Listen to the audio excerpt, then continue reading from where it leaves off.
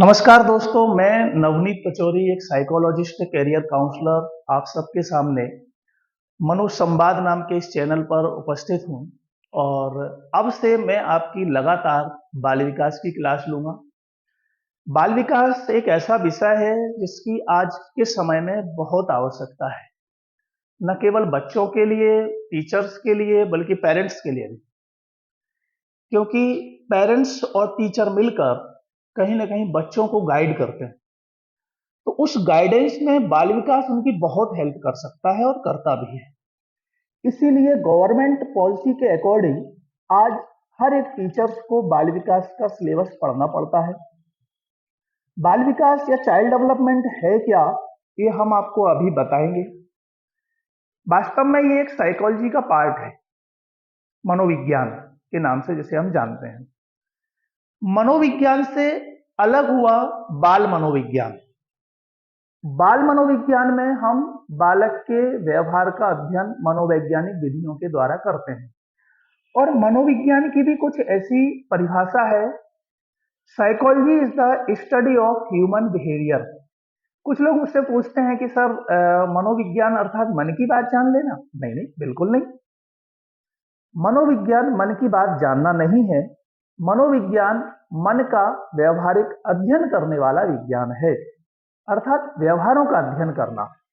जब उन व्यवहारों में हमें कुछ लक्षण या कुछ भी एबनॉर्मल, नॉर्मल जो कुछ भी दिखता है, उसके आधार पर एक साइकोलॉजिस्ट आपके व्यवहार का आकलन करता है। तो जब बालक का अध्ययन मनोवैज्ञानिक विधियों द्वारा किया गया, तो फिर बाल विकास की आवश्यकता महसूस हुई। क्योंकि शिक्षण प्रक्रिया में, पेडागोजी में शिक्षण विधियों के द्वारा हम बालक का कक्षा में अध्यापन करवाते हैं। जैसे सबके अंदर इमोशंस हैं, वैसे छात्रों के अंदर भी होते हैं। तो उस संवेग की स्थिति में, उस संज्ञानात्मक विकास की प्रक्रिया में, शारीरिक एवं मानसिक व्यवधान की स्थिति में, सामाजिक एवं नैतिक विकास के अवरोध की स्थिति में क्या शिक्षण प्रक्रिया ठीक ढंग से आगे बढ़ सकती है? जवाब होगा बिल्कुल नहीं। तो इन सब पक्षों को ठीक करने के लिए बाल विकास एक विषय है, जिसमें हम बालक के हर एक पक्ष का अध्ययन करते हैं। तब हम कहते हैं कि अब बालक का सर्वांगीण विकास इस प्रक्रिया के द्वारा होता है। बाल मनोविज्ञान और बाल विकास में अंतर भी इसी बात का है कि बाल विकास में बालक के विकास के सारे पक्ष सम्मिलित होते हैं, जिनका हम एक सुधार की प्रक्रिया के द्वारा विकसित करते हैं। दुनिया में कोई भी बच्चा एक दूसरे के जैसा नहीं है। इस व्यक्तिगत भेद की बात बाल विकास में सबसे पहले प्लेटो ने की। प्लेटो को हम सब नाम सुना होगा, एक महान दार्शनिक थे। उन्होंने कहा कि हर एक बालक में एक व्यक्तिगत भेद होता है। उसकी शारीरिक, मानसिक, उसकी बौद्धिक, उसकी संवेगात्मक संरचना का आकार प्रकार एक अलग प्रकार का होता है। इन सब चीजों को समझे बिना हम पूरी कक्षा के बालकों को एक जैसी प्रक्रिया के द्वारा चीजें सिखा नहीं सकते। ऐसा प्लेटो ने हमको बताया। उनके बाद के दार्शनिकों ने भी इस विषय पर अपनी गहन अध्ययन के द्वारा ऐसा कहा कि शैशवावस्था और बाल्यावस्था में बच्चों को दिया गया प्रशिक्षण उनके बाद के व्यावसायिक जीवन में बहुत सहायता करता है। चाहे कक्षा के समस्यात्मक बालक हों, चाहे प्रतिभाशाली बालक हों, चाहे सृजनशील बालक हों, चाहे एक्स्ट्रा करिकुलम एक्टिविटी में पार्टिसिपेट करने वाले बालक हों, क्लास के रैंकर्स छात्र हों, इन सब के लिए बाल विकास का महत्व बहुत अधिक है। कुछ लिखकर भी मैं आपको यहां बताता हूं। चाइल्ड डेवलपमेंट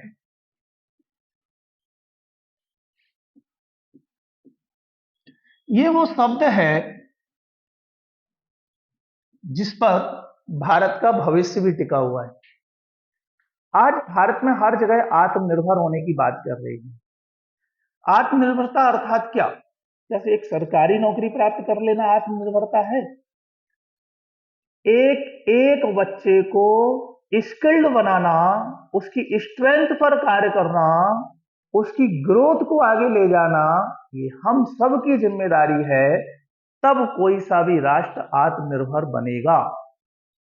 वही बातें भारत के संदर्भ में भी बिल्कुल ठीक है।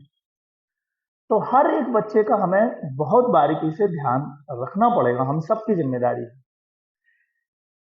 तो चाइल्ड डेवलपमेंट में मनोविज्ञान की बात हमने की।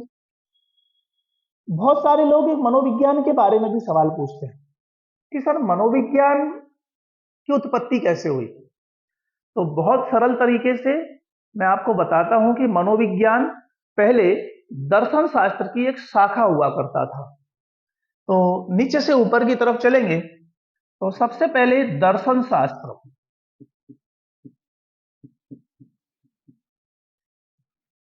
ये दर्शन शास्त्र क्या है?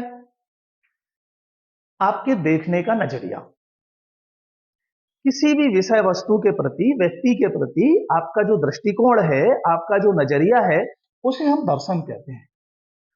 और उस दर्शन में जो आपके अंदर के व्यूज थे, जो विचार थे, उसका जो डॉक्यूमेंटेशन हुआ, उसे पूरा शास्त्र कहा गया। जैसे अभी हमने अरस्तु की बात की, अभी हमने प्लेटो की बात की, आगे फिर उससे पहले सुकरात महान दार्शनिक हुए।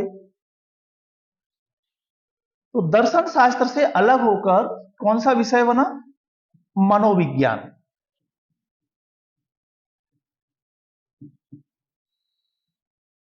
लेकिन वास्तव में जो मनोविज्ञान दर्शन शास्त्र से अलग हुआ, जो विषय वस्तु अलग हुई, उसे मनोविज्ञान नहीं कहा गया, उसे कहा गया आत्मा का विज्ञान। यहां से आप ये समझ लेना कि दर्शन शास्त्र से अलग होकर आज जो हम मनोविज्ञान पढ़ रहे हैं वो विषय बना था। तो मनोविज्ञान की जड़ें कहां है? दर्शन शास्त्र में। अलग होकर जो विषय बना उसे हमने कहा आत्मा का विज्ञान।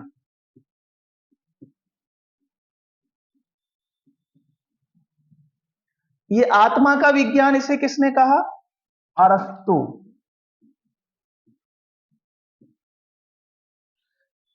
अरस्तु ने इसे आत्मा का विज्ञान कहा। ये जो अरस्तु हैं, जिनके बारे में अभी हम बता रहे थे, इनके गुरु सुकरात हुए, वो भी बहुत महान दार्शनिक थे, और इनके शिष्य थे सिकंदर, और इनके जो गुरु थे वो प्लेटो, और प्लेटो के गुरु सुकरात। लेकिन आत्मा के अस्तित्व को भी स्वीकार नहीं किया गया। अस्तित्व तो होता है लेकिन देखा नहीं। तो भौतिक रूप से जब दिखाई नहीं देता तो वैज्ञानिक आधार पर हम उसकी पुष्टि नहीं कर सकते, इसलिए आत्मा के विज्ञान को इस विषय के लिए नकार दिया गया। इसके बाद फिर इसे कहा गया मन का विज्ञान।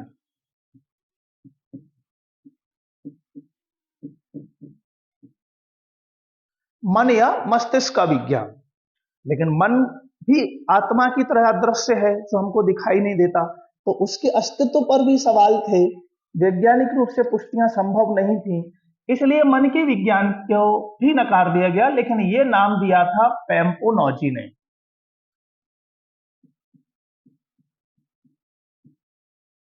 ये भी एक साइकोलॉजिस्ट हुए। इसके बाद एक और नाम इसको मिला, चेतना का विज्ञान।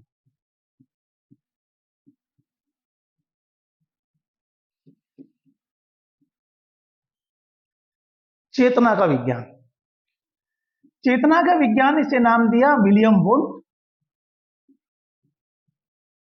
और विलियम जेम्स। ये दो नाम ज्यादा महत्वपूर्ण है यहां जानना कि ये वुंट और जेम्स ने इसे चेतना का विज्ञान कहा। लेकिन ये चेतना, मन, आत्मा, ये तीनों चीजें एक ही जैसी हैं लगभग, अदृश्य कॉमन चीज इनमें ये है। इसके बाद आज हम जिस मनोविज्ञान को हम जानते हैं उसे हम कहते हैं व्यवहार का विज्ञान। व्यवहार का विज्ञान, ये नाम किसने दिया? ये नाम दिया वॉटसन ने। वॉटसन, थॉर्नडाइक, पावलोव ने इसे व्यवहार का विज्ञान बनाया। तो वास्तव में जो मनोविज्ञान आज हम जिसे जानते हैं ये व्यवहार का अध्ययन करने वाला विज्ञान है, साइकोलॉजी।